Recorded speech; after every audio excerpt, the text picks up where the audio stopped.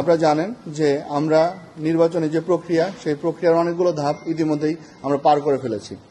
আজকে আমাদের প্রতীক বরাদ্দের যে প্রক্রিয়াটি ছিল সেটিও প্রায় সম্পন্ন হয়ে গিয়েছে। যারা প্রার্থী, যারা প্রতীক পেয়েছেন তাদেরকে আমরা অভিনন্দন জানিয়েছি। আমরা মনে করি যে তারা সবাই একটি দায়িত্বশীল অঙ্গনের একটা সাথী হয়ে ইতিমধ্যে তারা সাথী হয়েছে। তাদেরকে বলেছি তাদের এই দায়িত্বশীল অঙ্গন থেকে তারা যেন দায়িত্বশীল আচরণ করে। তাদেরকে আমরা ধন্যবাদ জানিয়েছি যে ইতিমধ্যেই নির্বাচনী তফসিল ঘোষণার পর থেকে তারা আচরণ বিধিমালা যেভাবে মেনে চলেছে এই জন্য ধন্যবাদ জানিয়েছি। আমি বলেছি যে আমি প্রত্যাশা করি তারা 12 তারিখ পর্যন্ত তাদের এই আচরণ বিধিমালা তারা মেনে চলবে। আমরা তারপরও তাদেরকে কিছু নির্দেশনা দিয়ে দিয়েছি, যেহেতু কালকে থেকে তাদের প্রচারণা শুরু হবে। সেই ক্ষেত্রে আমরা বলেছি যে আপনারা কোনো রকমের পোস্টার করতে পারবেন না। আপনারা যে লিফলেট যেটি বিতরণ করতে পারবেন সেটির সাইজ কি হবে, সেখানে কার ছবি থাকবে সেটা আমরা বলে দিয়েছি। আমরা বলে দিয়েছি কয়টা থেকে কয়টা পর্যন্ত মাইকিং করতে পারবে, সেখানে কয়টা মাইক ব্যবহার করতে পারবে সেটা বলে দিয়েছি।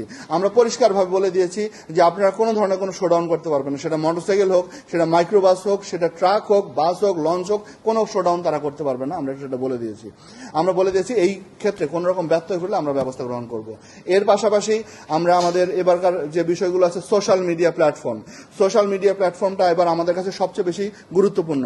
আমি তাদেরকে বলে দিয়েছি আপনার পক্ষে কেউ যদি সোশ্যাল মিডিয়াতে কোনো প্রচারণা চালায় আমাকে জানাতে হবে। আপনি তার সম্পর্কে, তার পেজ সম্পর্কে আমাকে জানাবেন, সে কে, সে সম্পর্কে আমাকে জানিয়ে আপনার প্রচারণা কার্যক্রম আপনি করবেন। আদারওয়াইজ আমরা আপনার বিরুদ্ধে ব্যবস্থা গ্রহণ করব।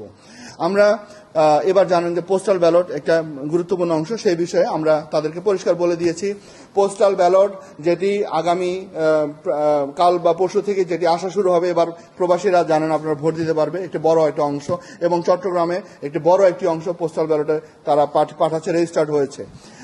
সেই পোস্টাল ব্যালটগুলো ঢাকা থেকে যখন চট্টগ্রামে পোস্ট অফিসে আসবে, এরপরে চট্টগ্রাম থেকে এই পোস্টাল ব্যালটগুলো আমাদের ট্রেজারিতে সংরক্ষণ হবে। আমরা বলে দিয়েছি ট্রেজারিতে একটা নির্দিষ্ট টাইমে পোস্টাল ব্যালটগুলো ঢুকবে। যখন পোস্টাল ব্যালটগুলো ঢুকবে সেখানে তাদের একজন করে এজেন্ট দেওয়ার জন্য আমরা বলে দিয়েছি লিখিতভাবে।